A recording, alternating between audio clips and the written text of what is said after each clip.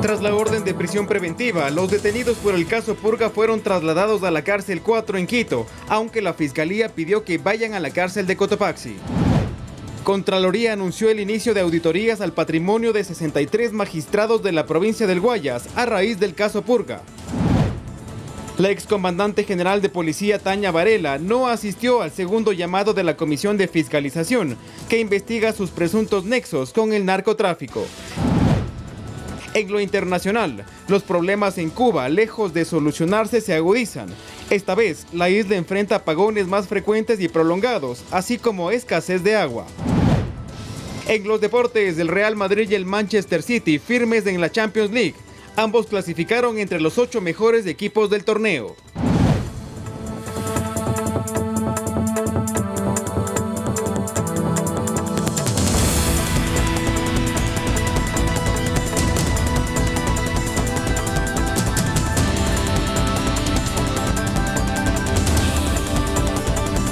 Miércoles 6 de marzo del 2024, amigos, buenas noches. Bienvenidos a la emisión estelar de Noticias 7. Gracias por seguirnos también en el telégrafo.com.es, ecuadortv.es, en el dial de Pública FM y por nuestras redes sociales. Y ahora que en sus pantallas podrán ver un código QR, los invitamos a escanearlo con su teléfono celular para acceder a toda la información del telégrafo digital. Bienvenidos.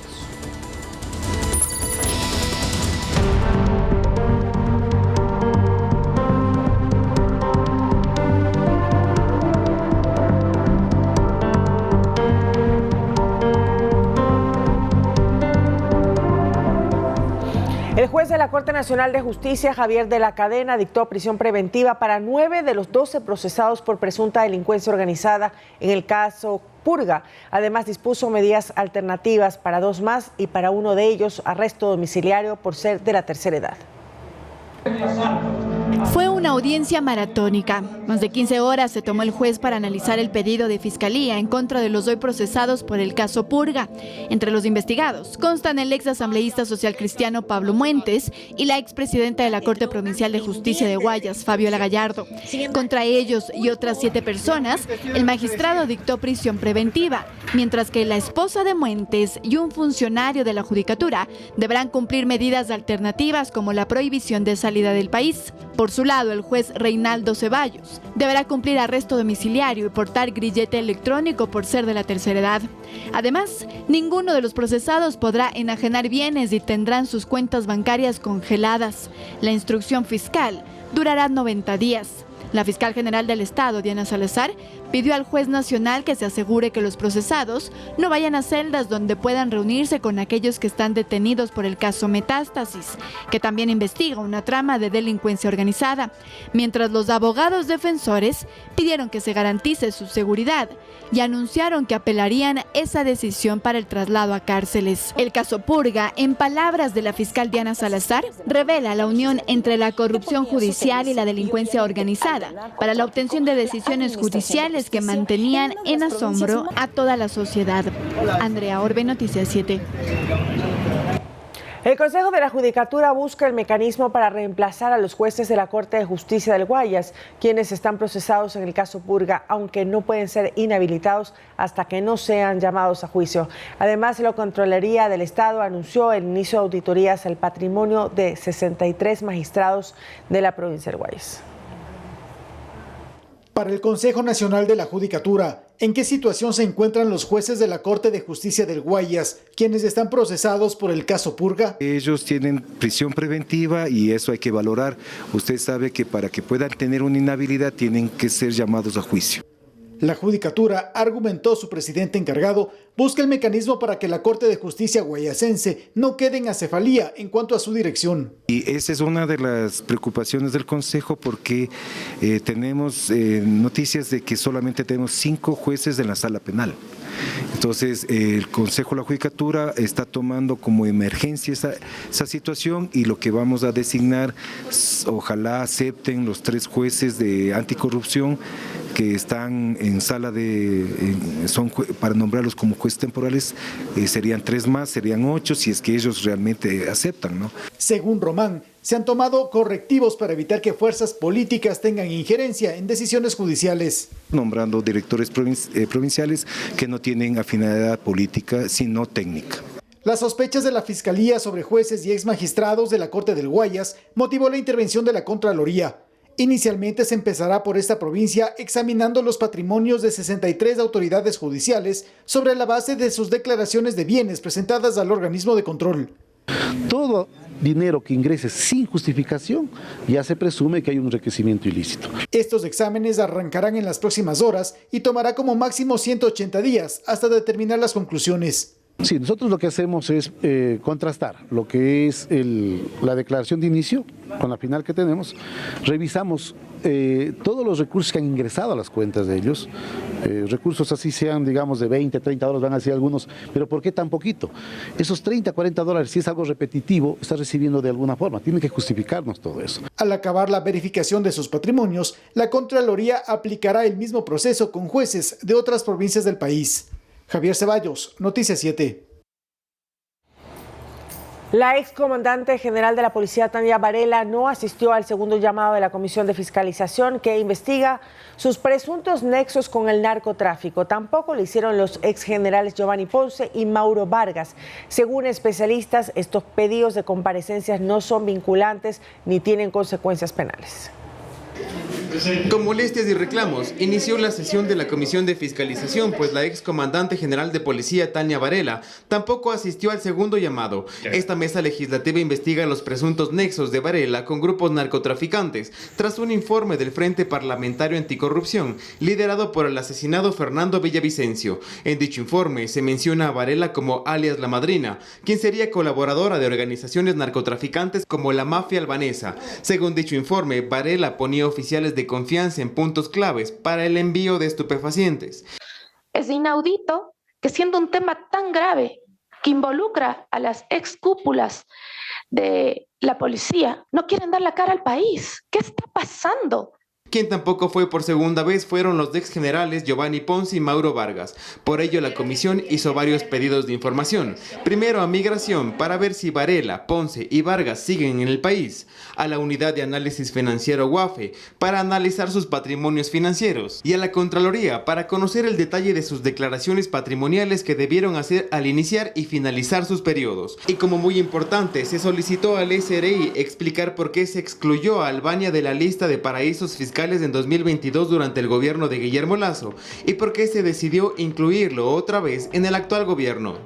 Lamentablemente vemos que hay gente que quiere ocultarle cosas al país. Ojalá el tema judicial pueda ir más allá que esta comisión. Sin embargo, según el constitucionalista Ismael Quintana, estos llamados no son vinculantes ni tienen responsabilidades penales. Que no hay una consecuencia legal o jurídica de que una persona no quiera comparecer por su propia voluntad a la Asamblea Nacional en estos casos. Y tampoco serían sujetos de juicios políticos, pues según la Constitución, ya pasó un año desde el término de sus funciones. Los funcionarios enunciados en el 131 de la Constitución pueden ser sujetos de un juicio político hasta después de un año de haber dejado funciones. Concretamente, Varela no era y por lo tanto tampoco podría ser ahora sujeto de un enjuiciamiento político. Quien sí asistió a la comisión fue el actual comandante general de policía, César Zapata, que dijo que existe un proceso investigativo y administrativo en la institución sobre el actuar de Varela,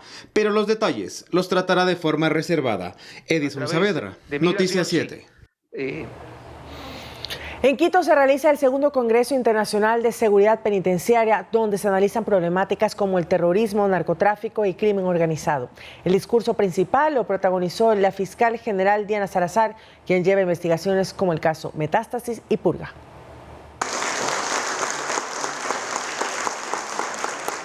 En medio de aplausos y con un fuerte operativo de seguridad, fue recibida la fiscal general del Estado Diana Salazar al segundo Congreso de Consenso Internacional sobre Seguridad Penitenciaria en Ecuador, que este año tiene como sede la capital de la República. En su discurso, Salazar mencionó que durante los últimos años se han unido el crimen organizado y el terrorismo, lo que ha desencadenado niveles de inseguridad nunca antes vistos, pero sobre todo ha hecho visible los nexos que tienen estos grupos con otros sectores como la política. Las organizaciones criminales, y aquí viene el peligro, buscan intervenir todo el espectro del poder público, erosionando la capacidad de los estados para enfrentarlos y sobre todo para sancionarlos.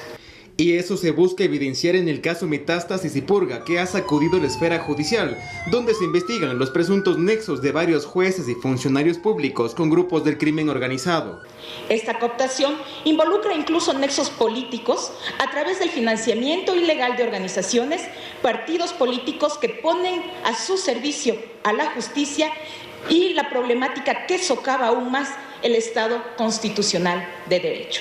Y que estos grupos no solo buscan entrar en la política, sino en otras esferas sociales. Preocupa la cada vez más frecuente inserción de las redes y nexos criminales dentro del tejido empresarial, de los medios de comunicación y de las instituciones del Estado. Y que para combatir esta problemática se necesita la sinergia de todos los sectores del Estado, además de la cooperación internacional. Esta visión la comparten representantes de otras naciones que participaron en el Congreso. El crimen organizado es transnacional. Lo que pasa aquí en Ecuador nos afecta y enormemente en Europa y en el resto del mundo. Así que esta batalla, este conflicto interno de aquí es también nuestra batalla. Al evento también asistieron la canciller Gabriela Sommerfeld, el ministro de Defensa Giancarlo Lofredo y el presidente de la Corte Nacional de Justicia José Swing, entre otros. El segundo Congreso de Consenso de Seguridad durará hasta el viernes. Edison Saavedra, Noticias 7. Reino Unido donó un nuevo equipamiento tecnológico al Ecuador para la lucha contra el tráfico de drogas. Durante el estado de excepción se registran avances, según informó la policía. Un pedido de hace años que al fin se concreta. Direcciones policiales como la DINASED y la de antidrogas recibieron una colaboración internacional para enfrentar al crimen organizado. Pero antes de hablar de ello, el titular de la DINASED actualizó los resultados considerados positivos durante el estado de excepción. Que esa intervención está logrando sus frutos esperados, es decir, tenemos una reducción aproximadamente de 18% de la incidencia de eventos de criminalidad que se están dando en todo el territorio nacional. Según el general Freddy Zarzosa, tras la etapa de disminución de homicidios, debe venir la transformación institucional de la policía. Primeramente, de ser una policía profesional. Segundo, de ser una policía efectiva y sobre todo una policía que tenga una legalidad con respecto al tema de sus actuaciones policiales. En este marco, este miércoles en una ceremonia protocolaria, el Reino Unido le hizo una donación de equipamiento tecnológico a las fuerzas del orden. Reino Unido entregó 20 cascos, 20 chalecos de protección, así como 34 drones, 6 escáneres, 2 sistemas de identificación de material peligroso, binoculares y cámaras Sony para la Dirección Nacional Antidrogas. Para las autoridades británicas, estos insumos son su aporte en mermar las actividades delictivas en el Ecuador que repercuten también en su nación. Las donaciones de hoy tienen como objetivo proporcionar apoyo operativo para garantizar su seguridad y mejorar su desempeño.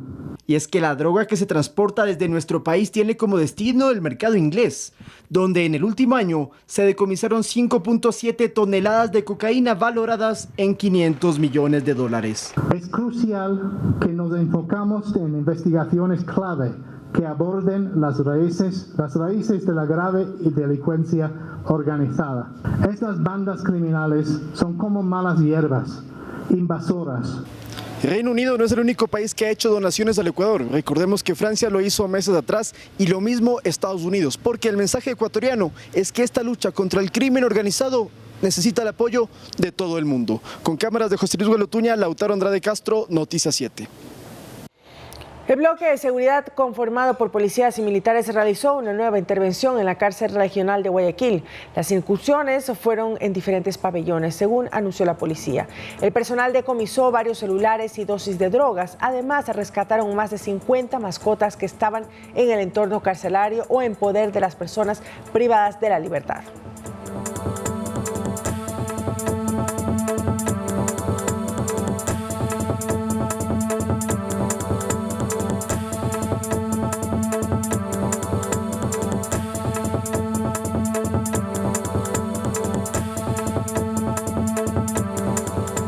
La Agencia Metropolitana de Control entregó cerca de 1 tonelada de cigarrillos de contrabando para su destrucción que irán a parar al botadero del Inca Bajo en Quito. mesa de control, está la Secretaría. Cerca de 1 tonelada de cigarrillos decomisados en los distintos operativos efectuados desde el 2022 por la Agencia Metropolitana de Control serán destruidos. Esto como respuesta al contrabando y comercialización de mercadería ilegal en mercados, plazas y centros de abastos de la ciudad. El principio es cuidar el buen uso del espacio público. Han visto ustedes la generación de comercio autónomo no regularizado en las calles con la venta de cigarrillos. Atacamos el buen uso del espacio público, pero también pues contribuimos con algunos otros objetivos, entre esos el objetivo de la salud pública. Estos trabajos buscan precautelar la salud pública. Muchos de estos insumos no tienen un registro sanitario, tampoco cuentan con normativas que protejan el bienestar del consumidor. Si no hay distribución, no hay colocación de esta mercadería en los espacios, así que hemos con todo el riesgo que esto representa, atacado también a los sitios donde se embodegan este tipo de elementos. La destrucción de esta mercadería será bajo un proceso amigable para el ecosistema y la salud pública. Este irá transportado al relleno sanitario de Linga, donde en el cubeto 9 se ha dispuesto una celda especial para el confinamiento. El confinamiento es un método especial de disposición de productos. Si bien este producto no es un producto especial peligroso, no está catalogado así en ningún acuerdo ministerial, pero queremos disponerlo de una manera adecuada. En año y medio, el Cuerpo de Agentes Metropolitanos y la Policía Nacional decomisaron más de 31,000 cajetillas que ingresaron al país de forma ilegal, que en los próximos días serán destruidos en el botadero de Linga. El proyecto de ley para el fortalecimiento de las actividades turísticas y fomento del empleo busca regular de mejor manera la actividad del transporte destinado exclusivamente para este fin. El ministro de Transporte, Roberto Luque, considera que la Agencia Nacional de Tránsito debe mejorar los procesos para no otorgar salvoconductos de una manera desordenada y evitar así que buses de pasajeros provinciales e intercantonales no sean usados con fines de turismo. El proyecto de norma que se analiza en la Comisión de Desarrollo Económico conlleva la ejecución de reformas en varios cuerpos legales actualmente vigentes. Uno de ellos es la Ley de Tránsito y Seguridad Vial. Sobre este punto hay el afán de regular y normar la actividad del transporte turístico y del transporte para pasajeros que hacen actividad turística. Sobre este último punto, el ministro de Transporte, Roberto Luque, considera que se deben ajustar procedimientos para frenar la entrega indiscriminada de salvoconductos, para evitar, por ejemplo, que un bus interprovincial o intercantonal sea usado para actividades de turismo. Sí hay que ver la manera de mantener un estudio técnico que pueda ser expedito y rápido. Entonces, esa es la manera en donde ustedes podemos controlar el tema.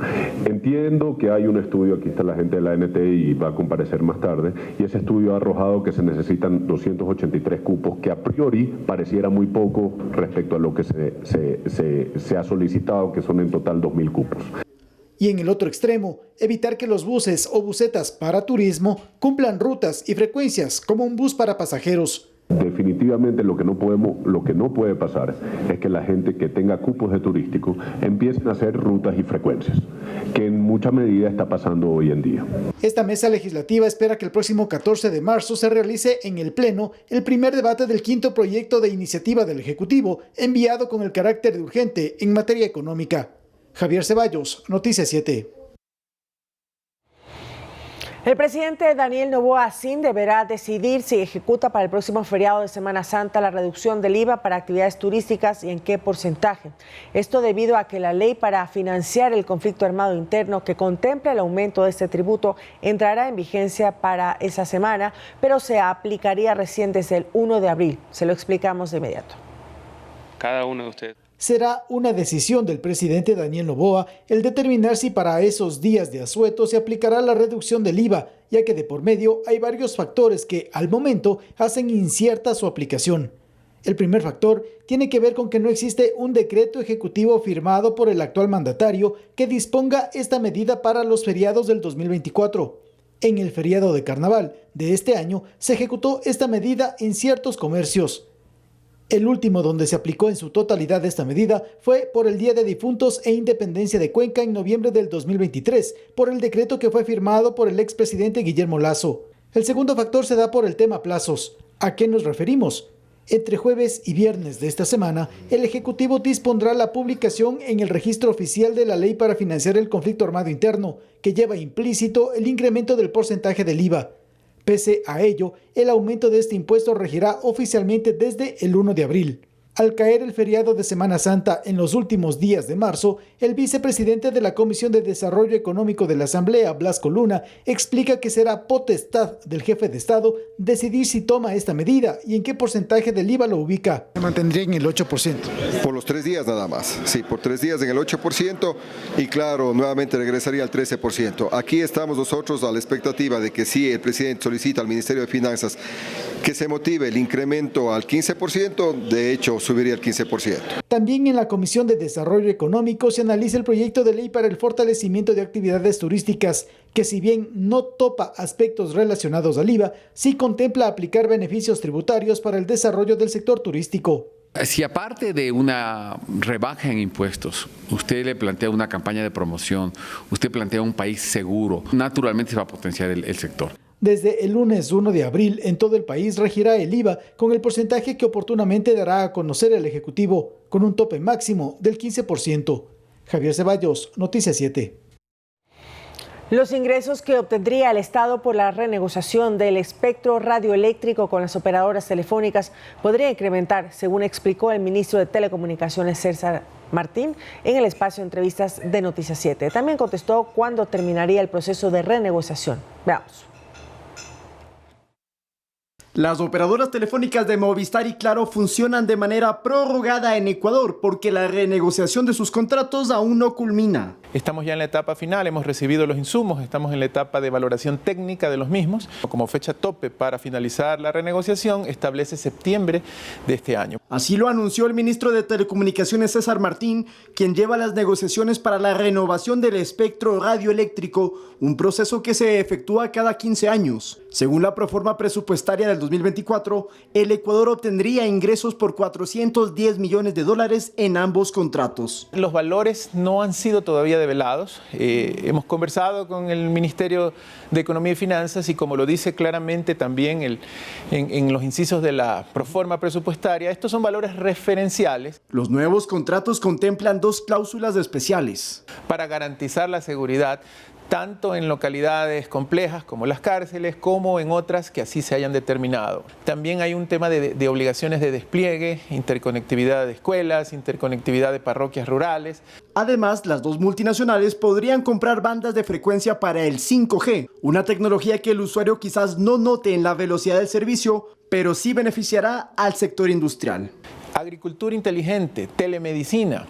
Demasiados tránsitos o tráfico de Internet en simultáneo a alta velocidad. Allí es donde vamos a ver la potencialización de 5G. Vamos a poder, con el Internet de las cosas, tener sensores en lugares remotos, ¿verdad? Trabajando, midiendo niveles de agua, niveles de humedad, niveles de recolección o de fertilización. Según el ministro Martín, las renegociaciones al momento se mantienen bajo confidencialidad de aspectos específicos. Lautaro Andrade Castro, Noticias 7.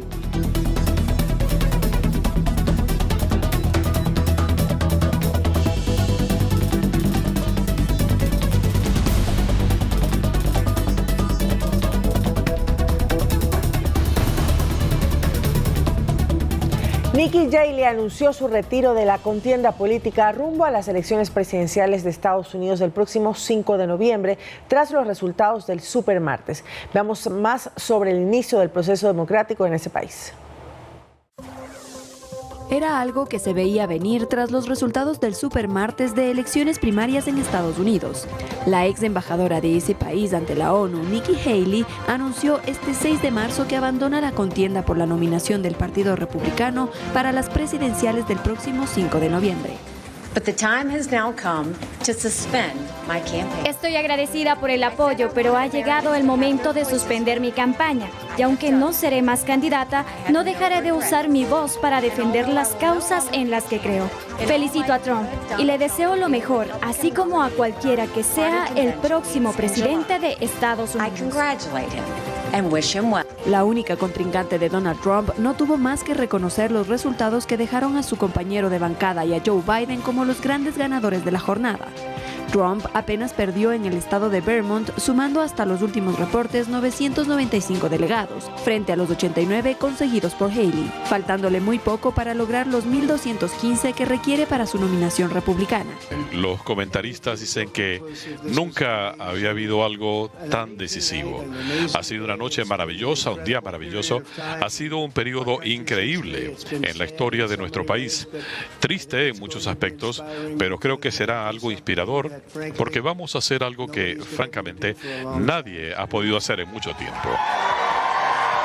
Por su parte, Biden alcanza los 1.497 delegados, frente a otros candidatos que suman 10, quedando cerca de los 1.968 requeridos para ganar la candidatura demócrata. Hoy millones de votantes en todo el país hicieron oír su voz, demostrando que están listos para luchar contra el plan extremo de Donald Trump, para hacernos retroceder. Cada generación de estadounidenses enfrentará un momento en el que tendrá que defender la democracia. Esta es nuestra lucha. Las convenciones para la nominación de los candidatos republicano y demócrata serán en julio y agosto próximos respectivamente. Miriam Zambrano, Noticias 7.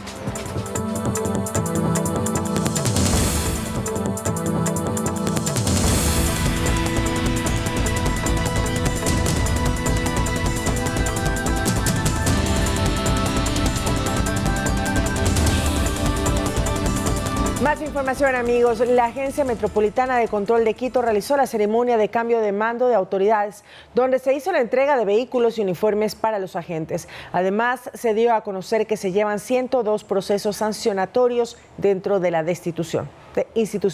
Veamos. Desde el cuartel general de la Agencia Metropolitana de Control al sur de la capital, se realizó la ceremonia de cambio de mando de autoridades. El teniente coronel Esteban Guarderas será el nuevo director de esta institución, quien aseguró su compromiso con el cargo. Hoy asumo con profundo honor y compromiso.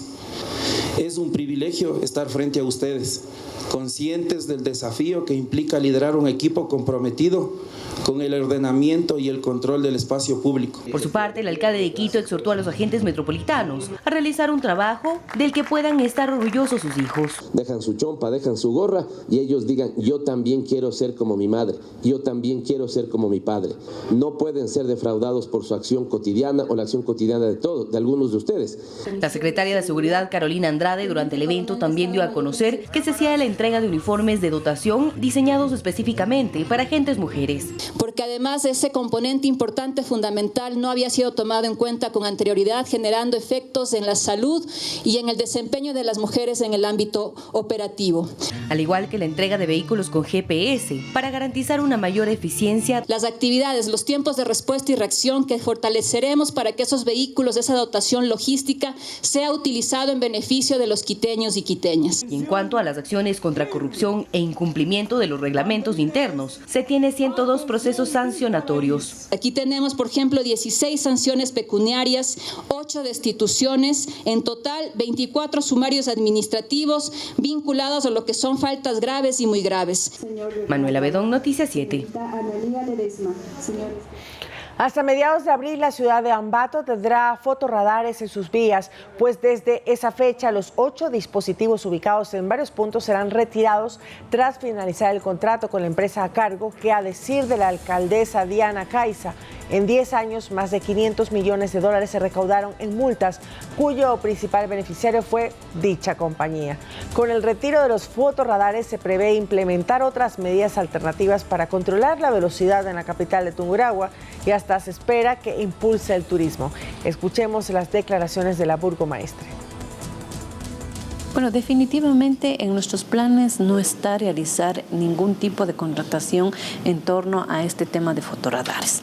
Están en nuestros planes otro tipo de acciones en las que podemos trabajar conjuntamente con el ciudadano. Hoy en la actualidad hay varios tipos de prevenciones que podemos trabajarlo. Por ejemplo, una de las alternativas puede ser los famosos rompevelocidades que también pueden desarrollarse. Claro, la semaforización, las señaléticas y demás son importantes y fundamentales para poder nosotros desarrollar ese trabajo adecuado.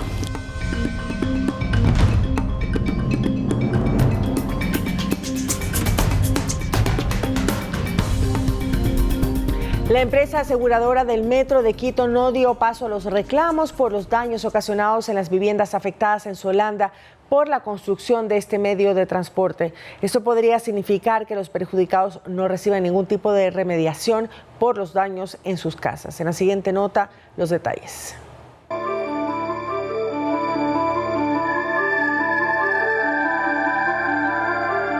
Que ya no somos madres de familia, necesitamos, no podemos estar así viviendo.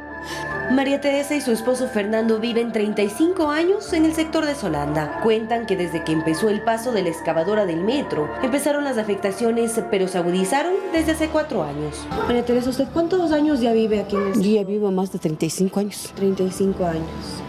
Ya vivo aquí. Y eso nunca pasa nada, pero ahorita es esto, de lo que hicieron en el metro. Esto es solo eso del metro que hicieron. Unas fisuras, después todito se cayó, se rompió los vidrios vistos que eran en esa ventana, se cuarteó, todito eso se cuarteó. Ellos no son los únicos. Su vecina Franca Gavilanes ya no puede habitar varios de los espacios de su casa. A mí me costó todo el tiempo de mi trabajo hacer esta casa. A veces comida, a veces no comida, mis hijos igual.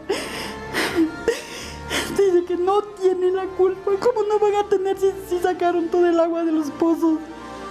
Como está el estado de la casa de Franca y María Teresa, hay 380 familias que se han visto afectadas y ahora no saben qué es lo que va a ocurrir con la decisión de la aseguradora. Durante su informe semanal, el alcalde de Quito, Pavel Muñoz, dio a conocer que la aseguradora del Metro de Quito no se hará cargo de los daños de estas viviendas, pese a que se entregara el informe de la consultoría realizada por Geo Global, donde se establecía una responsabilidad parcial por la construcción del metro. Pero claro, ahí también como municipalidad debemos decirle ya cuántos estudios quieren, 5, 6, 7, 8, porque si no cabe que ellos mismos hagan los estudios, pues. Nos acercamos hasta las oficinas de la aseguradora del Metro de Quito, Generali Ecuador, quien no ha querido dar una respuesta y han dicho que no tienen a alguien que pueda dar las declaraciones. En otros estudios elaborados por la Universidad Central y la Pontificia Universidad Católica del Ecuador, se plantearon 5 razones que originaron este problema. El primero, el paso de vehículos pesados usados por la empresa contratista del metro, el nivel freático del suelo, las viviendas que tienen más de 4 pisos, problemas en el sistema de alcantarillado y agua potable, como también la extracción del agua del subsuelo de Solanda para la construcción del metro. Muñoz agregó que la misma empresa aseguradora debe contratar un peritaje neutro para poder así continuar con el proceso. Pero ya si han opinado universidades, si han opinado firmas consultoras y les sigue pareciendo insuficiente, el tema es dónde está la suficiencia. Así que todos estos elementos yo los valoraré con el equipo para definir cuál es el alcance del oficio que enviemos a la Superintendencia de Compañías y Seguros. Manuela Bedón, Noticias 7.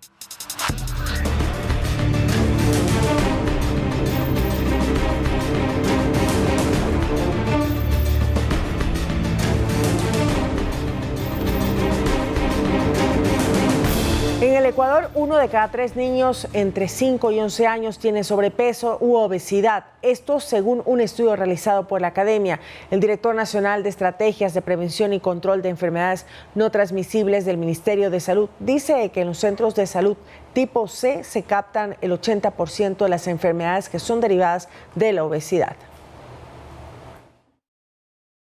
En los centros de salud tipo C del Ministerio de Salud, donde se da la primera atención a los pacientes, cerca de un 80% de las enfermedades están relacionadas al sobrepeso y la obesidad. Según lo explica Gabriel Ordóñez, director nacional de Estrategias de Prevención y Control de Enfermedades No Transmisibles.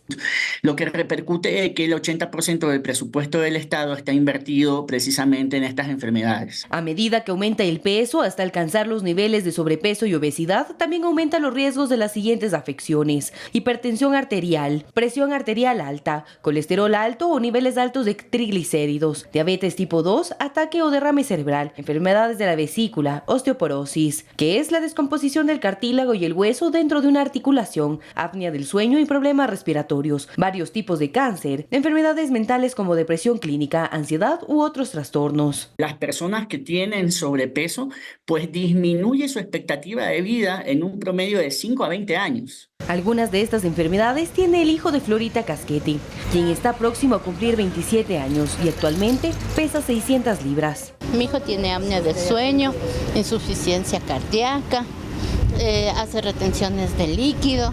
O sea, dice mami, sí hago la dieta, no come, pero después le entra la ansiedad, mija.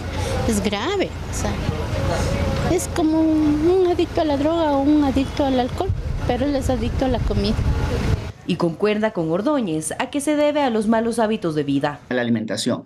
Hoy por hoy tenemos un 13% de la población a nivel mundial que sufre del tema de la obesidad. Por otra parte, la Pontificia Universidad Católica del Ecuador realizó un estudio donde también se encontraron datos importantes y se evidencia un incremento en el peso de los niños a partir de los años 90. Esto con el aumento de consumo de alimentos procesados, bebidas azucaradas y aceites comestibles. La obesidad en niños afecta a 1 de cada 3. En edades de 5 a 11 años, es decir, un 36% de la población infantil. En Ecuador, el sobrepeso y la obesidad infantil aumentaron en casi un 5% entre el 2012 y el 2018, algo que se ha visto impactado por la pandemia y los cambios de hábitos de vida que ocasionaron.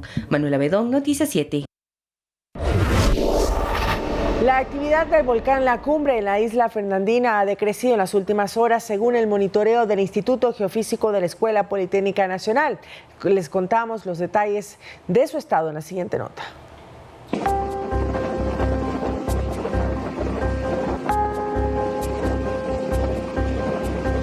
Imágenes que parecen ficción. Se trata del volcán en la isla Fernandina, también llamado La Cumbre. Ha emitido flujos de lava a partir de fisuras que se encuentran cerca de la cumbre. Entonces, por eso están en la zona alta del volcán.